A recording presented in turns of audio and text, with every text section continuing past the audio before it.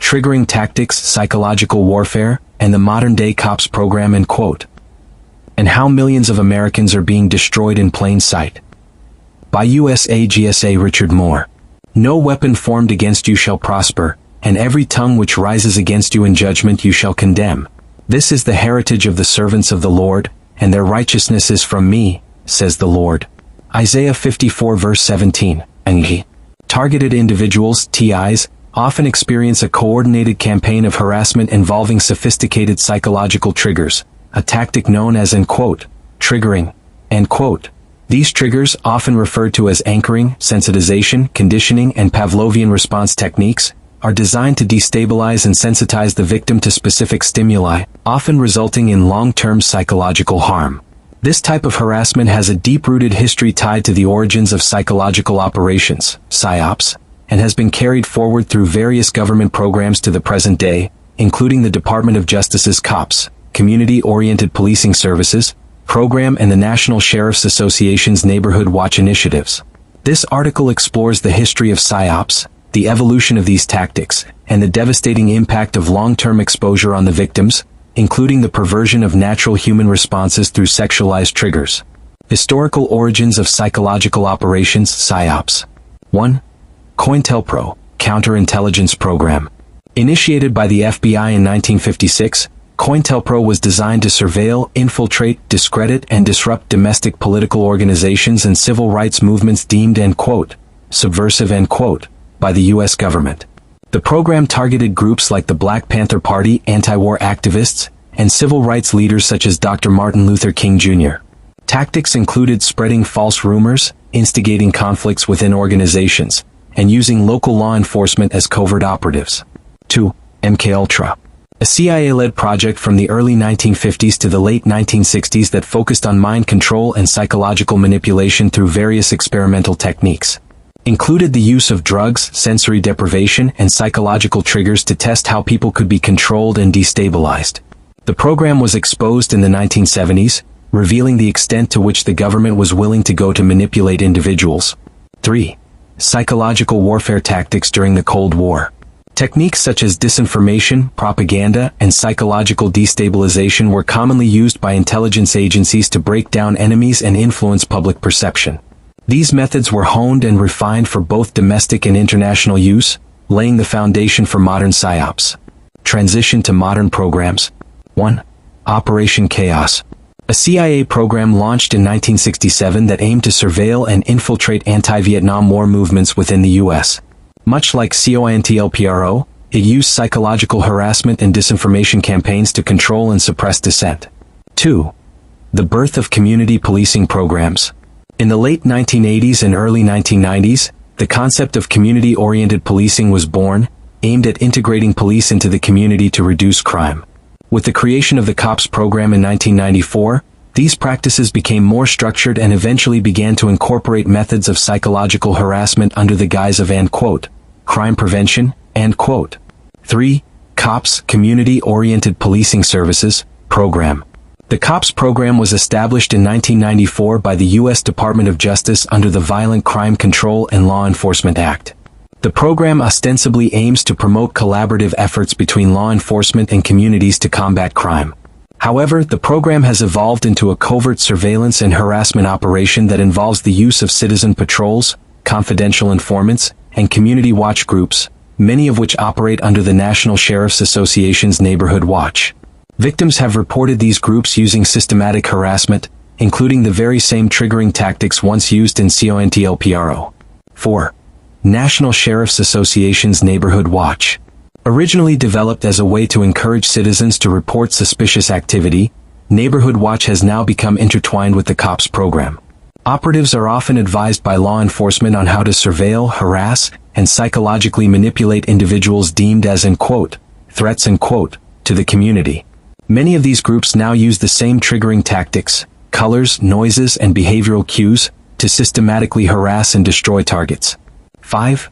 Gang stalking operations in the post-9/11 era. After the attacks of 9/11, the USA Patriot Act granted unprecedented powers to law enforcement and intelligence agencies to surveil and target individuals under the banner of, end quote, national security, end quote. Programs like Project Safe Neighborhoods, Project Clean Sweep, and the expansion of the COPS program enabled these agencies to partner with local law enforcement and civilian organizations to carry out coordinated harassment campaigns. Victims of these programs report increased use of digital surveillance, coordinated harassment by community groups, and heightened psychological targeting that includes triggers to destabilize them. Sexual triggers and the perversion of natural responses. One of the most insidious aspects of these campaigns is the deliberate use of sexual triggers to degrade and humiliate the victim. By conditioning the target to react to specific sexualized cues, perpetrators aim to distort and pervert the victim's natural responses, causing deep psychological and emotional harm. This tactic is designed to destroy the target's sense of identity, self-esteem, and sexual health. 1. Sexualized gestures and mimicry. Guitar playing, strumming a guitar or other rhythmic motions used as metaphors for masturbation, creating a connection between an innocent activity and a lewd act. Lip licking and suggestive touching. Perpetrators may touch themselves inappropriately in the target's line of sight to elicit disgust or discomfort. Gesturing sexual acts. Individuals will perform hand or body gestures symbolizing sexual acts to provoke the target. 2. Symbolic visual triggers. Phallic symbols. Objects arranged to look like sexual organs, often placed in places the target frequents. Sexual positions. Perpetrators may pose in exaggerated positions to mimic sexual acts as a form of visual harassment. 3. Auditory triggers with sexual undertones. Sexualized noises. Fake moaning, suggestive laughter, and sounds that mimic sexual activity played outside the target's home or in public places. Songs with explicit lyrics. Playing music that references the target's personal life or explicit sexual content to humiliate or arouse unwanted responses. 4. Environmental manipulation. Sexual graffiti and pornographic images, placed in areas where the target will see them, reinforcing the theme of degradation. The goal of total annihilation. The overarching objective of these campaigns is not merely to harass but to utterly destroy the victim. It is believed that millions of American citizens are currently being targeted and systematically dismantled by these programs. The ultimate goal is to 1. Isolate the target, cut them off from family, friends, and any potential support networks. 2. Destroy their livelihood, prevent them from obtaining employment or securing housing, leaving them financially destitute. 3. Drive them to mental and physical breakdown, create a state of constant psychological and emotional turmoil that leads to severe health problems or even suicide. 4. Erase their existence, make the target invisible to the broader community, leaving them discredited, marginalized, and forgotten. Encouragement and strategies for victims. If you are a victim of this psychological warfare, know that you can rebuild your life by reconditioning your mind and regaining control over your responses. 1. Recognize the triggers. Identify and acknowledge the stimuli used against you. Write them down and understand the emotional response each one evokes. 2. Create new associations. Use visualization techniques to create positive associations with the triggers. If a color or sound is used against you, mentally reframe it as a symbol of strength or hope. 3. Practice mindfulness and meditation. Focus on your breathing and remain present. Use mindfulness to disrupt the automatic response they want to create. 4. Build a support network. Connect with other TIs, support groups, and communities like USAGSA that understand your experience. 5. Reclaim your power. Remember, every time you refuse to respond in the way they want, you're taking back control. Call to action for non-targets. If you're not a victim, your voice is crucial. Speak out, spread awareness, and advocate for the rights of targeted individuals. Raise this issue with local and national elected officials, and demand investigations into these community policing programs. Millions of Americans are suffering from these diabolical tactics, and it's time to shed light on these abuses. Richard Moore and USAGSA's mission. Richard Moore and the United States Anti-Gang Stalking Association, USAGSA, aim to raise the bar of national awareness on this appalling and unconscionable draconian program. The goal is to expose these injustices, support victims, and work towards dismantling the system that enables such targeted harassment.